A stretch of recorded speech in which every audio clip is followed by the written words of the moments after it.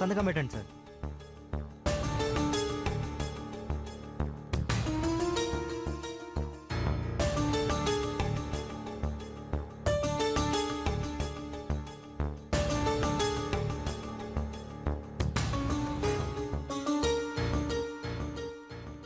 ఎవరయ్యా? మీ శ్రేయోభిలాషి. ఇదేంటే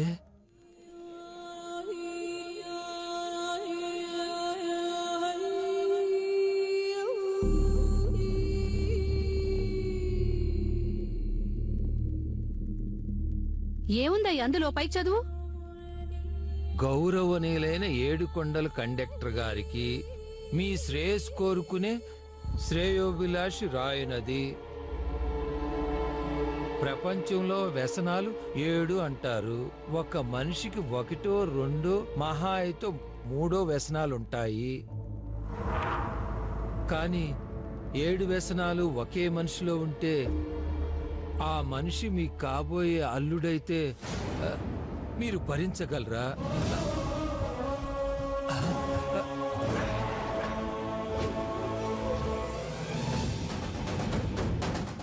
మీరు నమ్మలేకపోయినా ఇది నిజం.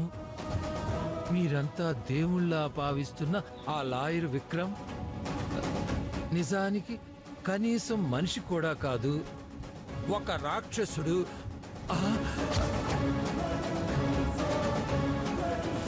మందు తాగితే అతను ఒక రాక్షసుడు అయిపోతాడు. రోజుకొక అమ్మాయితో తిరుగుతాడు.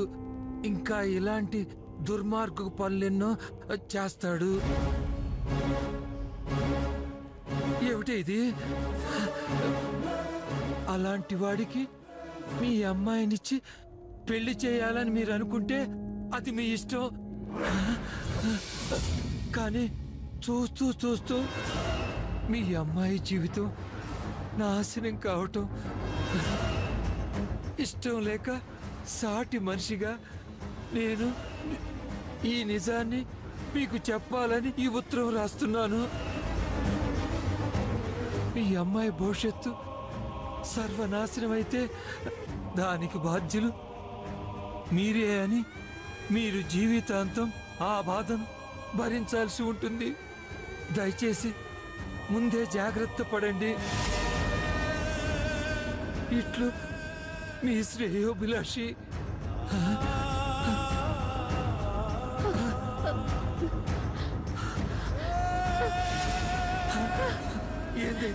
ఏంది ఇదంతా?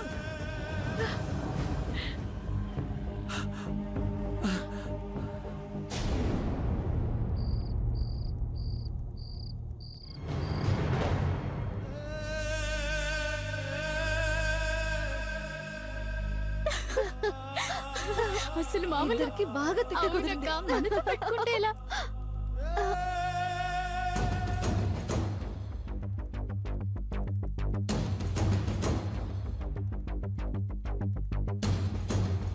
నాన్న ఏమైంది? ఏమైందంటే ఏం మాట్లాడరేంటి?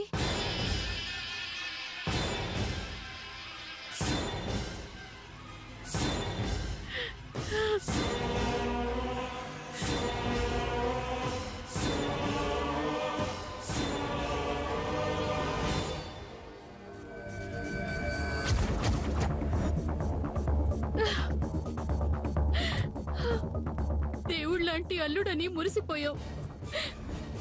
వాడంత రాక్షసుడని తెలియక మోసపోయావు. ఇంతదాకా వచ్చాక నా బిడ్డ పెళ్ళాగిపోతే ఇప్పుడు దాన్ని ఎవరు చేసుకుంటాడే? కావి కూడా మీలాగే గొప్పింటి సంబంధం వచ్చిందని, మీకేమాత్రం తీసిపోకుండా హాయిగా బతుకుతుందని ఎంతో ఆశపడ్డానమ్మీ. ఇప్పుడు నాకేం చేయాలో అర్థం కావట్లేదమ్మీ. అర్థం కాకపోవడానికి ఏముంది నాన్న? దాన్ని అతనికి ఇచ్చి పెళ్లి చేద్దాం.